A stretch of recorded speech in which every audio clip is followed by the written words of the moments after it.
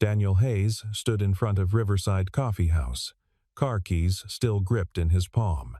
Every instinct screamed that this was a mistake, a pity date, a setup his friend Mark had orchestrated out of concern, not because anyone actually wanted to be here. He was 34 and felt 50, a single father, a freelance carpenter who smelled like sawdust most days.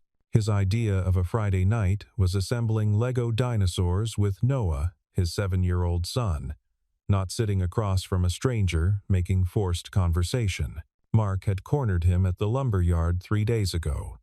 Her name's Emma. She's great. Just meet her for coffee. I don't need this, Daniel had said.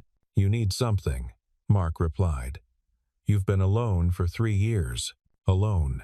The word sat in Daniel's chest like a stone. He wasn't alone. He had Noah. That was enough. But here he was, standing outside a coffee shop in Pine Ridge on a Thursday evening, watching his breath fog in the October air. Through the window, he could see couples at small tables, the warm glow of Edison bulbs, the barista pulling shots behind the counter. And then he saw her. She stood by the window facing the river, her profile sharp against the fading light. Auburn hair pulled back.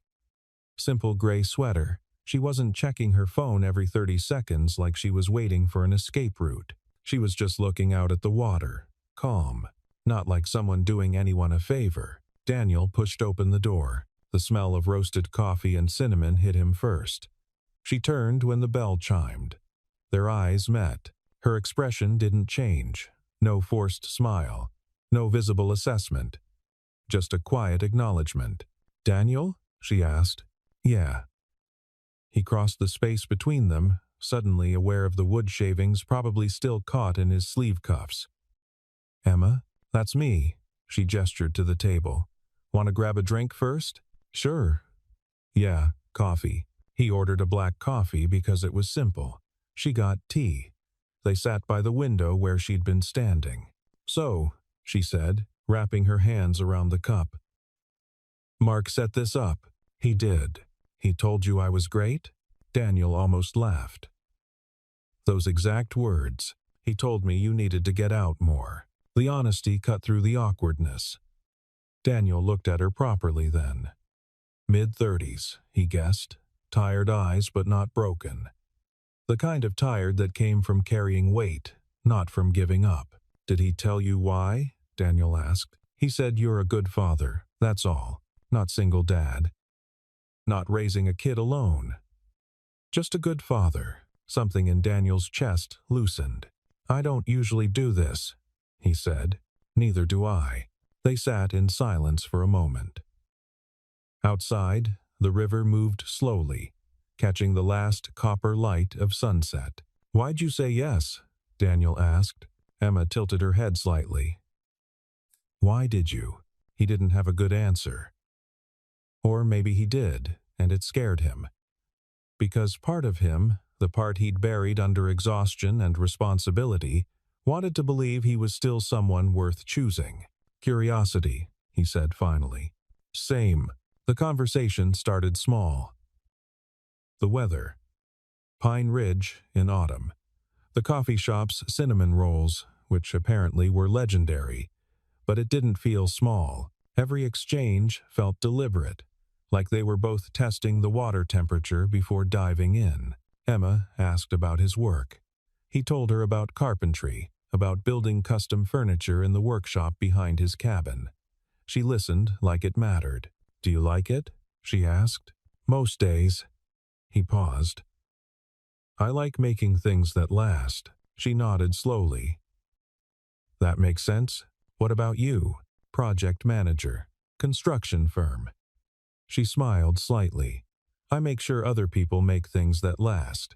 "You good at it?" "Very." There was no arrogance in it, just fact. The light outside faded completely. The coffee shop filled with evening regulars.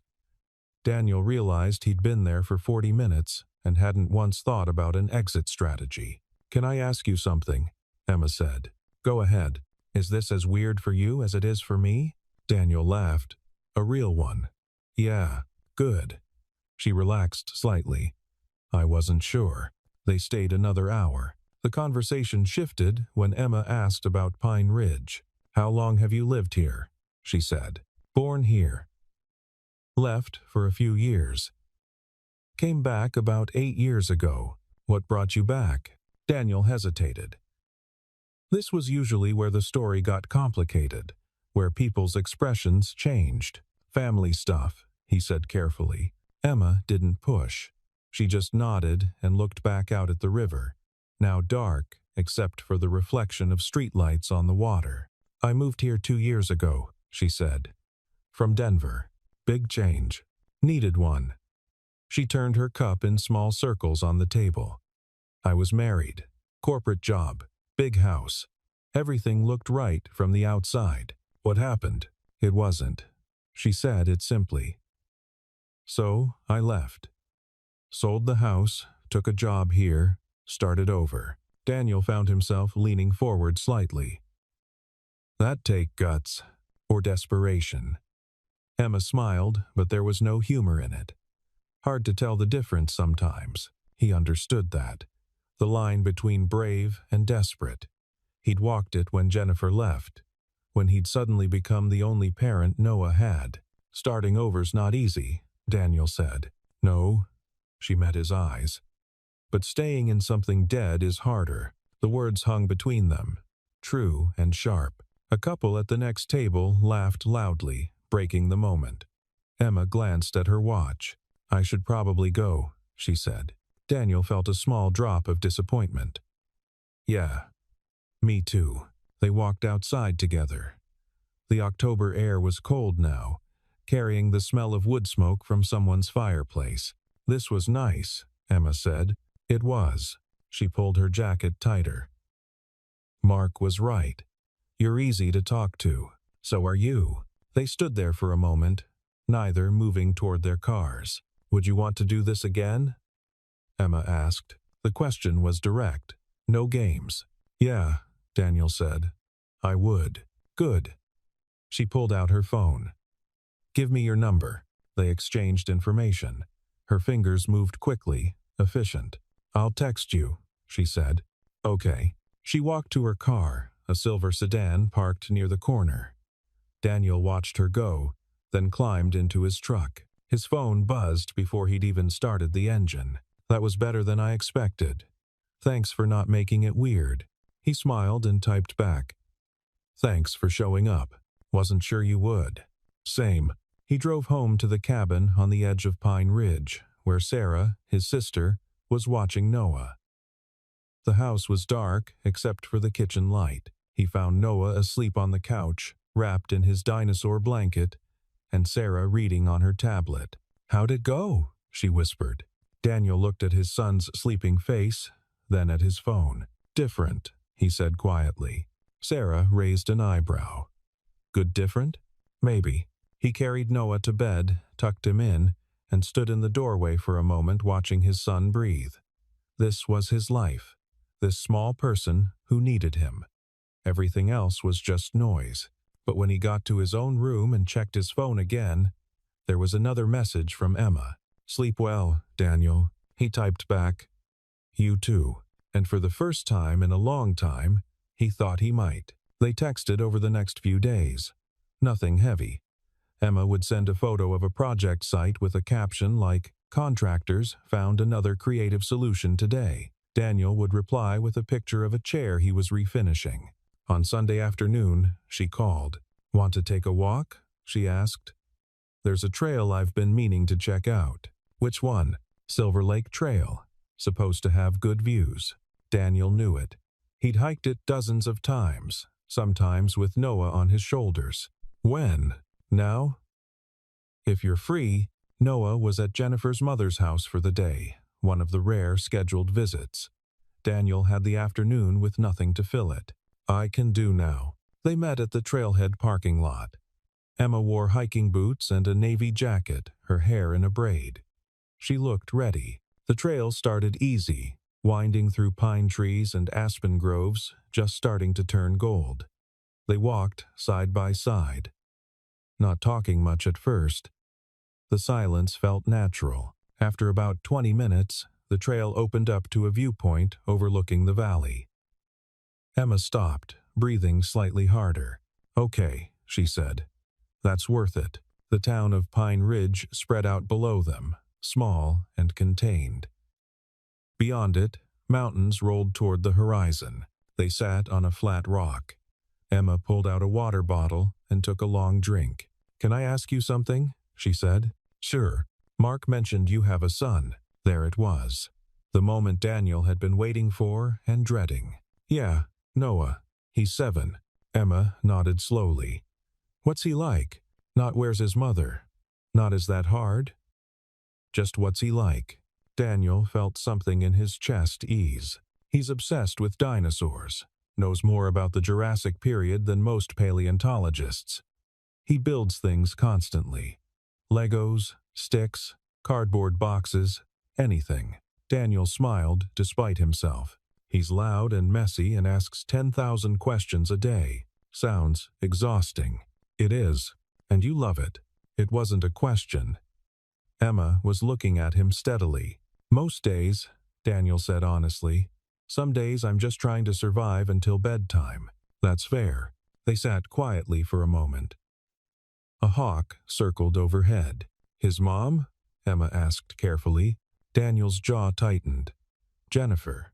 We weren't married. She left when Noah was 4.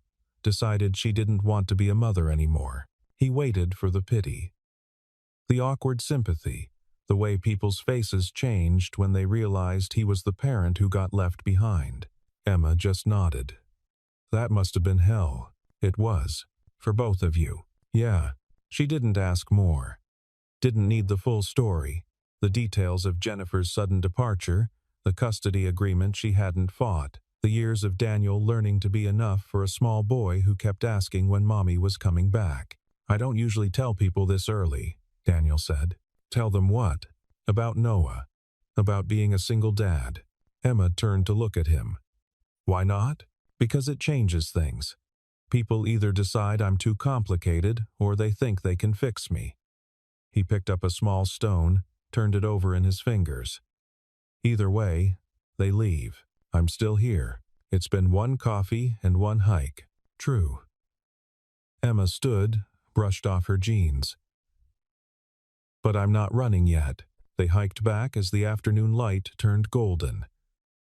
At the parking lot, Emma leaned against her car. "Can I be honest with you?" she said. "Please. I don't know what I'm doing either. I haven't dated since my divorce. I work too much. I'm not looking for a project or someone to fix. I like that you don't perform." "Perform?" "Pretend. Try to impress me. Act like you have it all together." Daniel laughed softly. "I definitely don't have it all together." "I know. That's why this works." She got in her car but rolled down the window. "Next time," she said, "tell me about the dinosaurs. I want to know which one's his favorite." She drove away before Daniel could answer. He sat in his truck for a long time, watching the sun sink behind the mountains. Emma texted him 2 days later. "Triceratops or T-Rex?" Daniel stared at his phone, then smiled. "Ankylosaurus. The armored one with the club tail. Good choice." "Underrated. You know dinosaurs?" "I know enough to sound informed." "Brothers." They were obsessed. Over the next week, they fell into a rhythm. Messages throughout the day. A phone call in the evening after Noah was asleep. Emma would tell him about budget overruns and difficult contractors. Daniel would share stories about Noah's latest Lego creation or the kitchen table he was building for a client. It felt easy. Too easy. That scared him. On Friday, Emma called just after 8. "What are you doing tomorrow?" she asked. "Workshop in the morning. Noah in the afternoon." "Why?" "I'm going to the farmer's market." "Want to come?" "Both of you." Daniel's hand tightened on the phone. "You want to meet Noah? If that's okay." His mind raced. This was the line he'd never crossed with anyone since Jennifer. Noah was his, protected. The one part of his life Daniel didn't share, but Emma had asked simply, without pressure. Let me think about it, Daniel said. Of course, no rush. After they hung up, Daniel sat on the edge of his bed, head in his hands. Sarah would tell him to go. Mark would say it was a good sign.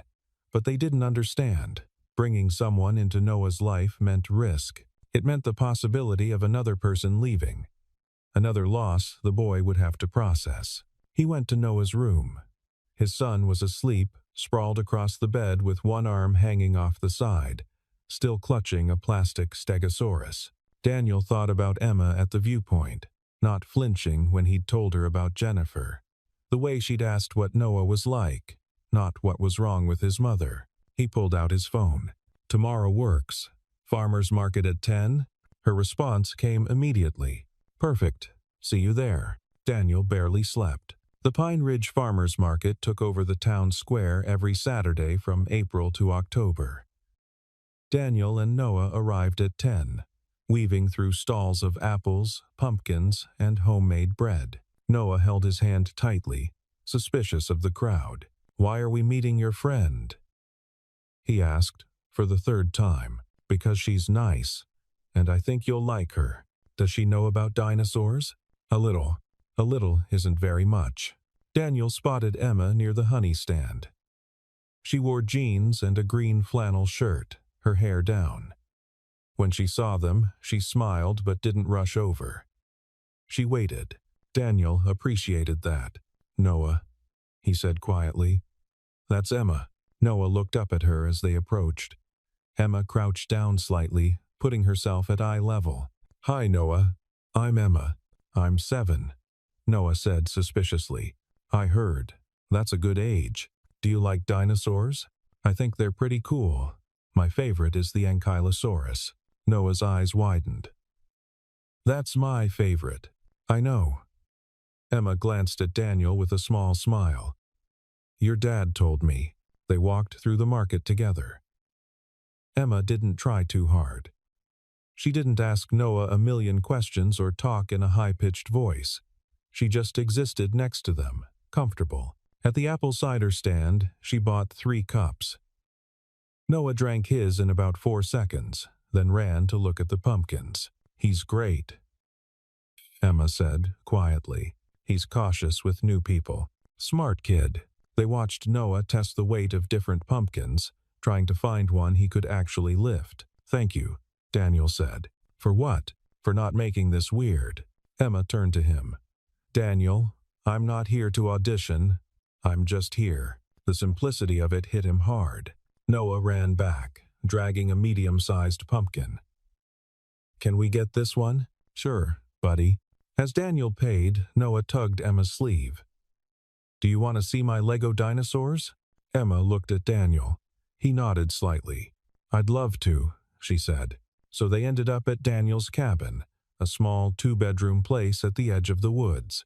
Inside, it smelled like pine and coffee. Noah's toys were everywhere despite Daniel's efforts to contain them. Noah disappeared into his room and returned with an elaborate Lego creation that was part Stegosaurus, part spaceship. "It's a time-traveling dinosaur," Noah explained seriously. "Because dinosaurs should get to see the future." Emma examined it carefully. "The engineering on this is really solid. See how you balanced the weight?" Noah beamed. Daniel stood in the kitchen doorway, watching Emma sit cross-legged on his living room floor, discussing Lego architecture with his 7-year-old son. Something shifted in his chest, something that felt like hope and terror in equal measure. After an hour, Emma stood to leave. Noah hugged her goodbye without being asked. "Can she come back?" he asked Daniel after she'd gone. "Maybe, bud. I like her." "Me too." That night, after Noah was asleep, Emma called. "Your son is wonderful," she said. "He liked you too." "That's rare." "Daniel?" "Yeah? I meant what I said earlier. I'm not performing. This is me showing up." She paused. "If it's too much or too fast, tell me, but don't push me away because you think I can't handle this." Daniel closed his eyes. "I'm scared." "Of what?" "Of you leaving. Of Noah getting attached and then losing someone else." "I can't promise I won't leave," Emma said quietly. No one can promise that, but I can promise I won't leave because being a father is too hard, or because Noah needs you, or because your life is complicated. Her voice steadied. Complicated doesn't scare me. Dishonesty does. I'm being honest. I know. That's why I'm still here. They talked until midnight, about fears and ex-partners and the weight of starting over. When Daniel finally hung up, he felt exhausted and lighter somehow, like maybe, just maybe, he didn't have to carry everything alone. October turned to November. The aspen trees dropped their leaves. Pine Ridge prepared for winter. Emma became part of the routine. Not every day. Not intrusive, just present. She'd meet them at the park on Sunday afternoons. Noah would play on the swings while they walked the perimeter, talking about everything and nothing. One evening, Daniel was working late in his workshop, sanding a table frame, when his phone rang. "What are you doing?" Emma asked. "Working." "You?" "Reading a terrible project proposal." "Want company?" "It's 9 o'clock. I know what time it is." 20 minutes later, she showed up with 2 coffees and sat on his workbench, watching him sand. "You don't have to stay," Daniel said. "I know, but she did." For 2 hours, she sat there, occasionally asking questions about the wood or the joinery, mostly just existing in his space. When Daniel finally stopped, hands aching, she handed him his coffee. "This is what I do," he said. "Most nights. After Noah's asleep. It's not exciting." "I don't need exciting," Emma said. "I spent 10 years chasing exciting. It was exhausting." "What do you need?" She looked at him steadily. "Real." They started seeing each other 3, sometimes 4 times a week. Emma would come over for dinner. Nothing fancy, just pasta or tacos, with Noah chattering between them. She'd help with dishes while Daniel got Noah ready for bed. One night, after Noah was asleep, they sat on Daniel's small back porch. The November air was cold, stars sharp overhead. "Can I tell you something?" Emma said. "Always. I didn't think I'd do this again. After my divorce, I was done. No more relationships, no more trying to fit into someone else's life." "What changed?" "You didn't ask me to fit." She pulled her jacket tighter. "You just let me be here." Daniel reached over and took her hand. She laced her fingers through his. "I'm falling for you," he said quietly. "That terrifies me." "Good," Emma said. "Easy is overrated." They sat in the cold until Daniel's fingers went numb, neither wanting to move. Noah asked questions constantly now. "Is Emma your girlfriend? Is she going to live here? Can she come to my birthday?" His birthday. December 3rd. Still 3 weeks away. Daniel mentioned it to Emma during one of their evening calls. "He wants you there," Daniel said. "If that's too much, I'll be there." "You don't have to." "Daniel." Her voice was firm. "I'll be there." The party was small. Just a few kids from Noah's class at the Pine Ridge Community Center. Sarah helped set up. Mark brought pizza. Emma arrived with a wrapped present and a quiet confidence. Noah spotted her immediately and ran over. "You came." Of course, the gift was perfect. A book about paleontology, but also a build-your-own dinosaur skeleton kit, so you can see how they're put together, Emma explained. Noah hugged her so hard he nearly knocked her over. Daniel watched from across the room. Mark appeared at his elbow. "She's good with him," Mark said. "Yeah. You going to mess this up?" Daniel shot him a look. "Probably." "Don't." Mark clapped his shoulder. "You deserve this, man." The party chaos swirled around them. Kids screaming, cake smashing, the beautiful disaster of 7-year-olds hopped up on sugar. Through it all, Emma helped clean up, mediated a dispute over party favors, and sat with the quiet kid who didn't know anyone. At the end, when the last parent had picked up their child, Noah crashed on the couch, exhausted and happy. Emma started gathering trash. Daniel caught her hand. "You don't have to do that." "I know." "Emma." She looked at him. "Thank you," he said. "For being here. For him." I'm not here for him, she said gently. I mean, I like Noah. But I'm here for you. He's part of you. I get that. Sarah drove Noah home. Daniel and Emma finished cleaning the community center in comfortable silence. In the parking lot, under the December stars, Emma leaned against her car. I should tell you something, she said. Daniel's stomach dropped. Here it comes. The too much, the can't do this. I'm falling in love with you, Emma said. With both of you. Your whole messy, complicated, beautiful life. She met his eyes. And that scares me, because I swore I wouldn't do this again. Daniel stepped closer. What changed your mind? You didn't ask me to change mine, you just asked me to show up. He kissed her then. Soft and certain. When they pulled apart, Emma was smiling. So, she said. What now? Now? Daniel took her hand. Now we figure it out. Together. Winter settled over Pine Ridge. Snow came early, blanketing the town in white silence. Emma's presence became woven into their lives in small ways.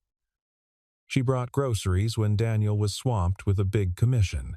She picked Noah up from school when Daniel's truck broke down. She never announced herself, never made a show of helping.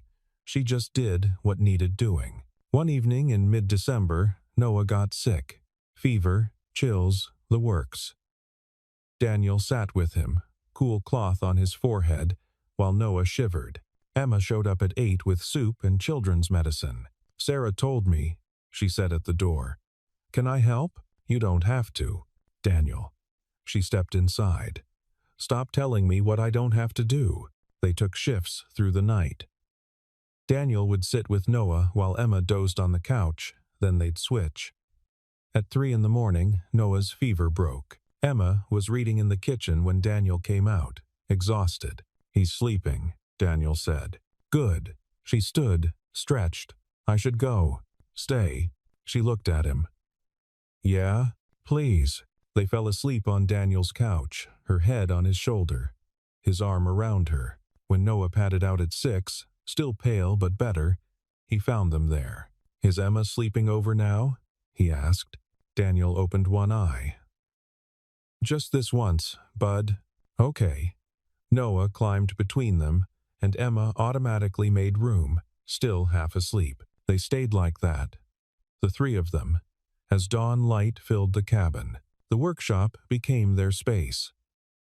Emma would bring her laptop and work at the bench while Daniel built furniture. Sometimes they'd talk. Often they wouldn't. The companionship was enough.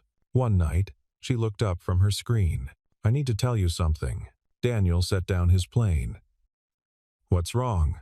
Nothing's wrong. But I got offered a promotion. Senior project manager. It's a good opportunity. His stomach tightened. Congratulations. It's in Denver.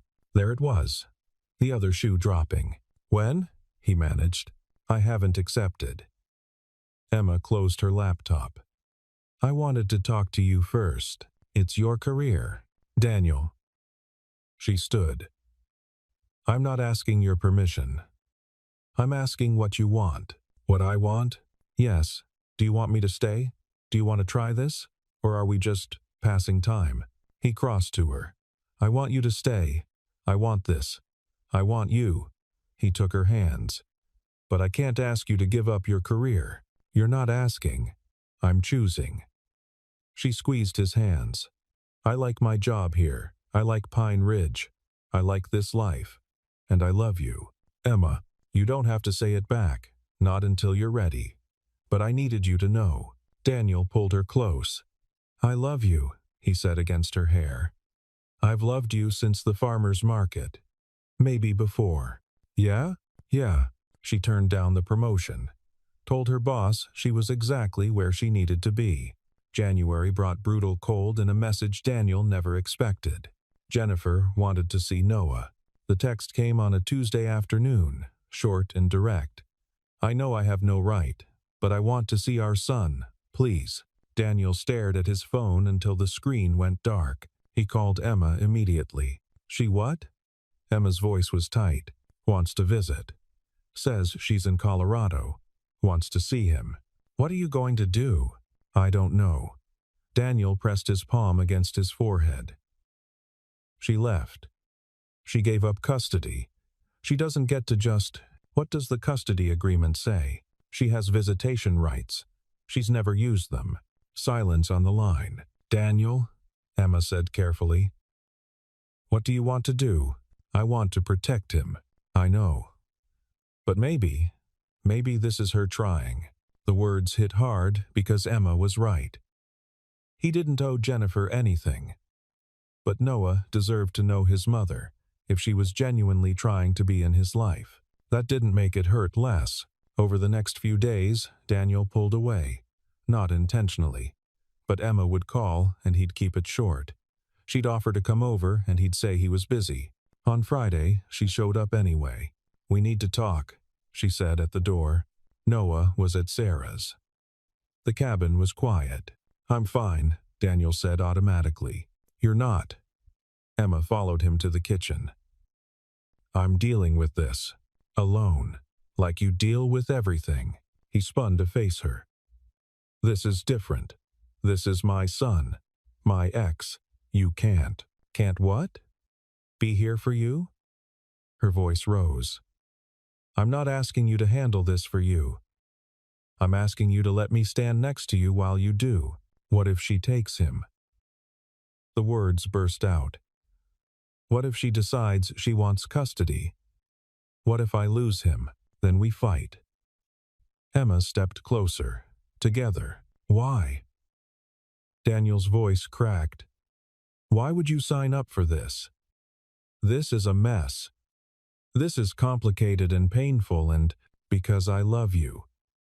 She grabbed his arms. Because you don't have to carry this alone anymore. Because that's what this is, Daniel. You and me. We're a team. He broke then. Weeks of stress and fear pouring out. Emma held him while he cried, her hands steady on his back. When he could breathe again, she pulled back. Let her visit, she said quietly. Here, with you present. See what she wants. And I'll be right here if you need me. You don't have to. Stop. She put her hand over his mouth. Stop telling me what I don't have to do. Start telling me what you need. I need you, he whispered. I need this. Us. Then you have it. They made the arrangements. Jennifer would visit the following Saturday. 1 hour at Daniel's cabin, supervised. The night before, Emma came over after Noah was asleep. I won't be here tomorrow, she said. This is something you need to do with just Noah. But I'm a phone call away. Okay, she kissed him. You're a good father. Whatever happens, remember that. Saturday arrived cold and clear. Noah was nervous, asking questions Daniel didn't have answers for. Why does she want to see me now? I don't know, buddy. Is she going to stay? No. Just visiting. Jennifer arrived at 2. She looked older, tired. Her hands shook when she knocked. Daniel opened the door. Jennifer. Daniel. She looked past him. Is he? In the living room, Noah stood by the couch, small and uncertain. When he saw Jennifer, something flickered across his face. Recognition, maybe, or just curiosity. Hi, Noah, Jennifer said softly. The hour was excruciating. Jennifer tried, asking about school and friends. Noah answered in short sentences, polite but distant. Daniel sat nearby, watching, ready to intervene. At 3, Jennifer stood. I should go. Noah nodded. At the door, Jennifer turned to Daniel. Thank you for letting me see him. This doesn't change anything, Daniel said quietly. He's stable now, happy.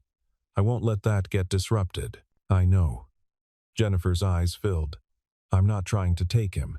I needed to see that he was okay. He's better than okay. Because of you. She wiped her eyes. You're a good father, Daniel. You always were. After she left, Noah was quiet. Daniel sat next to him on the couch. How do you feel, bud? I don't know. Noah leaned against him. Is she going to visit again? Do you want her to? Maybe. But just sometimes. Okay. We can do that. Noah looked up at him. Dad? Yeah? Can Emma come over now? Daniel smiled despite everything. Yeah. I'll call her. Emma arrived 20 minutes later with hot chocolate and patience. She sat with Noah, letting him talk or not talk, just being present. Later, after Noah went to bed, she and Daniel stood in the kitchen. How are you? She asked. Tired. Relieved. He pulled her close. Grateful. For what? That you're here. That you stayed. Emma looked up at him. I'm not going anywhere, Daniel. This is it for me. You and Noah. This life. I'm choosing it. Every day. He kissed her forehead. I'm choosing you, too. Good. She smiled. Because we're kind of a package deal now. Through the window, snow began to fall, soft and steady. Inside, the cabin was warm. Noah slept peacefully down the hall. Daniel held Emma and thought about the man he'd been a year ago, standing outside a coffee shop, convinced he was unchosen, unworthy. He'd been wrong. Love hadn't shown up with fireworks or grand gestures. It had arrived quietly, in a woman who brought soup when his son was sick, who sat in his workshop doing nothing in particular, who stayed when staying was hard. What are you thinking? Emma asked. That I'm lucky. We both are. They stayed like that as the snow fell, building a soft, white world outside. Inside, they had something stronger. Something built on honesty and showing up and choosing each other, again and again. Not a fairy tale. Something better. Something real. 3 months later, spring came to Pine Ridge with wildflowers and warming air. Daniel finished a custom bookshelf for a client in town. Emma got promoted to regional manager, a role she could do from Pine Ridge. Noah's dinosaur obsession evolved to include geology, the cabin filled with rocks. One Sunday afternoon, they hiked Silver Lake Trail together, all 3 of them. At the viewpoint, Noah ran ahead to examine interesting stones. Emma leaned against Daniel, looking out at the valley. Happy? She asked. Very. Me too. Noah called them over to see a rock shaped like a stegosaurus plate. They admired it appropriately. On the hike back, Noah walked between them, holding both their hands. Are you guys going to get married? He asked suddenly. Daniel and Emma looked at each other over his head. Maybe someday, Emma said. Okay. Noah seemed satisfied. Can I be in the wedding? Definitely, Daniel said. Cool. That easily. The future was spoken into existence. Back at the cabin, while Noah built elaborate rock formations on the porch, Daniel pulled Emma aside. Did you mean that? He asked. About someday? Did you? Yeah. He took her hands. I want all of it. The messy, complicated, real thing. Emma smiled. Then, that's what we'll build. And they did. Not perfectly. There were hard days and arguments and moments of doubt. Jennifer visited twice more that spring, short, supervised visits that gradually became less awkward. But through it all, Daniel and Emma chose each other. Chose the hard conversations. Chose to stay when leaving would be easier. Chose to build something that would last. In his workshop late one night, Daniel carved their initials into the underside of a table he was building. E+D+N, a family made not by blood or obligation, but by choice. Emma found him there, brought him coffee. Come to bed, she said. In a minute. She saw what he'd carved and smiled. Sentimental, maybe. She kissed his temple. I love you, Carpenter. I love you too. The table would go to a customer in Denver, but the message carved beneath would remain. A reminder that some things, built carefully and with intention, really do last. Daniel turned off the workshop lights and followed Emma inside, to the warmth, to the home they'd made together, to the life he'd stopped believing he deserved, and she'd taught him to accept. One day at a time, one choice, at a time, together,